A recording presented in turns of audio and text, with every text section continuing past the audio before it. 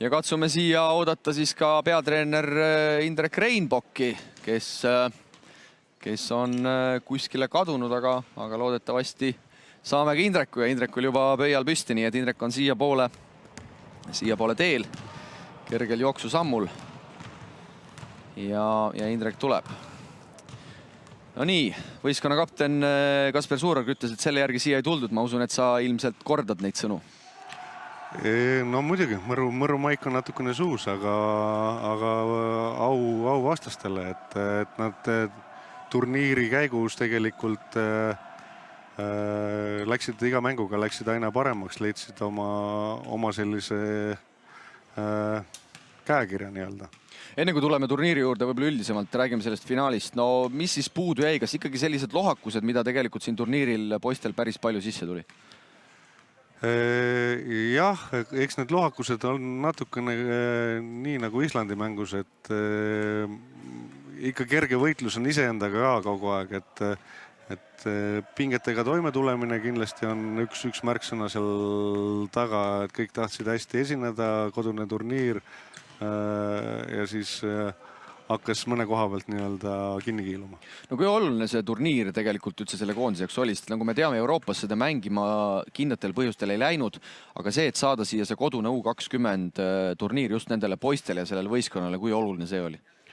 No see oli väga oluline, sest eelmine suvi jäi vahele U20 programmis ja kui mitu aastat nii-öelda lünk vahele jätta, siis sellest vanusest ju tegelikult see on nii-öelda hüppelaud juba päris meeste koondises ja minu arust need mängud, selle vanuse mängud on vajalikud. No 4 head mängu siit saite. Ma usun, et sa said mingi pildi ette sellest koondisest ja just eelkõige mängijatest. Oskad sa selle koha pealt midagi lisada?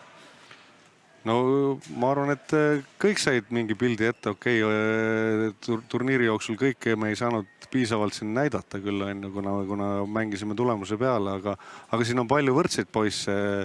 Et mõned poisid jäid treenerite valikul nii-öelda vähem mängima, aga siin on koondisele mõne aasta jooksul kindlasti sihukest lisatuge tulemas. Nagu ma aru sain, U20 tsükkel saab nüüd läbi. Räägi, kuivõrd sa selle üldise ettevalmistusega rahul jäid, et poisse oli, osad olid puudu, aga üldjoontes ikkagi kõik toimis? No me saime tegelikult alguses alustada ka koos meestega, et me olime meeste programmi osa esimesed 3 nädalat. Siis me käisime mängimas Lätis kontrollmänge ja siis me saime veel 2 nädalat nii-öelda ise omaette veel harjutada. Et ma arvan, et see on kõikide poiste jaoks individuaalse arengu mõttes ka väga suur asi. No siin on kuluaarides räägitud, et paar meest lähevad ikkagi rahvuskoondise tegemistesse ka, et oskad sa selles osas maad valgustada? Jah, et tõsi. Aga rohkem mitte? Nimedest me täna ei räägi? No ma arvan, et te aimate. Okei, aitäh sulle, Indrek, pea püsti ja tänud nende 4 mängu eest. Aitäh. Head vaatajad, sellega on selleaastane U20 Nordic Cup läbi, aga järgmisel nädalal Inspira ja Delfi TV vahendusel toome teieni veel korvpalli, kui neljapäeval kell 7 õhtul Saku Suurhallis mängib Eesti meeste rahvuskoondis Islandi maakoondisega, nii et püsige korvpallilainel, mina tänan ja soovin kõigile meeleolukat eesootavat nädalavahetust.